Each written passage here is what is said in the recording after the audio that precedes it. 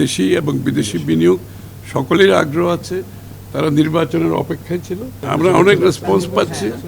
ইনশাআল্লাহ আমি বিশ্বাস করি যে আমরা ডিরেগুলেশনগুলো এবং অর্থনীতির উপর একটা আস্থা যদি সৃষ্টি করতে পারি, বাংলাদেশে বিনিয়োগের জন্য যে পরিবেশ সেটা যদি আস্থাটা আমরা সৃষ্টি করতে পারি থ্রু ডিরেগুলেশন, অন্যান্য বিষয় যেগুলো আছে, এটা ফিনান্সিয়াল সেক্টরে ডিসিপ্লিন আনতে হবে, ক্যাপিটাল মার্কেটে ডিসিপ্লিন আনতে হবে, ডিরেগুলেট করতে হবে।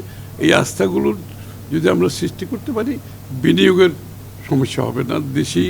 দেশি এবং বিদেশি বিনিয়োগ সকলের আগ্রহ আছে, তারা নির্বাচনের অপেক্ষায় ছিল এবং এই সিদ্ধান্তগুলো আমরা যত তাড়াতাড়ি দিতে পারি এবং দেওয়ার চেষ্টা করছি, ইনশাআল্লাহ বিনিয়োগ আসবে। বাংলাদেশের অর্থনীতিতে সবসময় যেই লোকগুলো বঞ্চিত মানুষ, তাদেরকে কোনো সময় মাথায় রেখে আমরা সব সময় একটা এই ম্যানুফ্যাকচারিং ইত্যাদির মধ্যে যোগ দিতে থাকি। কিন্তু এর বাইরে যে লোকগুলো আছে, যে বঞ্চিত মানুষগুলো, তারা কিন্তু বাজেট সুবিধা থেকে বাদ যায় সাধারণত। আমরা কিন্তু এবার শুরু করেছি যে বঞ্চিত মানুষগুলো, যে তাদেরকে দিয়ে শুরু করেছি এবং আমাকে সেইটা হিসাবের মধ্যে আনতে হবে। তাদেরকে বাইরে রেখে আপনি বাজেটের কারণে আপনি সেটা কারণ দেখিয়ে এই মানুষগুলোকে সারা জীবন বাইরে রেখে দেবেন, এটা তো হতে পারে না। এই বঞ্চিত মানুষগুলোকে আমাকে অ্যাড্রেস করতে হবে, তাদের পাওনা তাদের কাছে পৌঁছে দিতে হবে, তারপরে এটার উপর ভিত্তি করে বাজেট করতে হবে। 200-র বেশি সার্ভিস ও ফিচারে লেনদেনের সব বিকাশ অ্যাপে সম্ভব।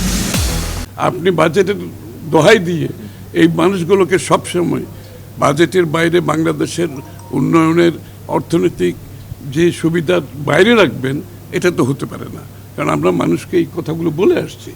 এই বঞ্চিত মানুষগুলোকে আমাকে অ্যাড্রেস করতে হবে প্রথমে, তারপর আমরা বাকি বিষয়গুলো ক্রমান্বয়ে আমরা কাজ চালিয়ে যাচ্ছি, যাতে সবাই যে বাকি যারা আছে, এদের বাইরেও যারা আছে, আমাদের তো বিনিয়োগ তো করতে হবে। তাহলে বিনিয়োগ না করলেও আমি কর্মসংস্থান করবো কোত্থেকে? সুতরাং এখানেও আমার কীভাবে বিনিয়োগ দেশের ভিতরে দেশের বাইরের থেকে বাড়াতে পারি, সেখানে আমাদের একটা বড় ধরনের চিন্তা আছে। এবং আমরা তো বলেছি আমরা ডিরেগুলেশন করব, সিরিয়াস ডিরেগুলেশন করব, সেগুলো আমরা খুব সহজে আপনারা দেখতে পাবেন। এবং এক্সপোর্ট সেক্টর আমার ডাইভার্সিফাই করতে হবে, খালি গার্মেন্টস দিয়ে তো চলবে না। আর যারা আছে এক্সপোর্ট সেক্টরে আসতে চায়, তাদের জন্য আমরা ইনসেন্টিভ দেবো, তাদেরকেও গার্মেন্টস দিয়ে সুবিধা পাচ্ছে, যে bonded ware house, back to back LC সহ তাদেরকে সেই সুবিধা দিতে হবে। তা না হলে অন্য সেক্টর আসবে কী করে? আমরা তো একটা সেক্টরের উপর নির্ভরশীল হয়ে গেছি, আমাকে আরও অনেকগুলো সেক্টর আমাকে সামনে নিয়ে আসতে হবে।